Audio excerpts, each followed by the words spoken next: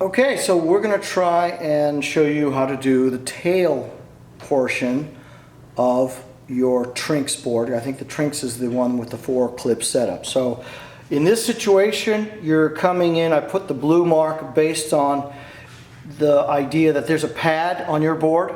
The pad is covering this area, so you want your location for that clip to be above the pad. So the clip should be on the board, touching the board only, not the pad. So this is the location where we think the pad ends and the board begins, and you can see it's at a bit of an angle. So what we're going to do again is we're taking our flexible ruler, starting at 3 inches here, and we're putting it into the board, and then we're going to take our thumb and forefinger and press down till we have what we think is the shape. Then we're going to pull it out, and then we're going to lay it on the piece of paper, and then we're going to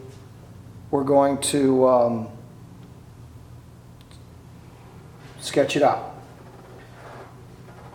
So we can make sure that we have the right thickness. I'm going to test it again, second time, just to be safe. Pull it out, compare it. It's very close. I can deal with that. And that's how you figure out for your ankle clips, as we refer to them, and this is for the Trinx board. Now I'm going to show you how to measure for the offset on your Trinx board. I'm going to use a different board because this board has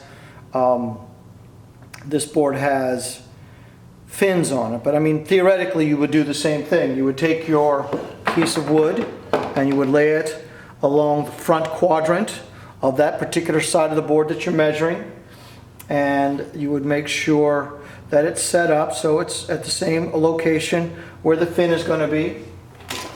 Then you're going to take your measuring tape, you're going to put it down, and again you're going to measure from the tabletop to the very bottom of your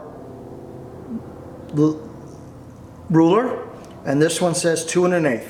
So at 2 1/8, that's my offset for the tail. I'm going to show you one on how you would measure for the offset for the tail itself for the triple setup. Next.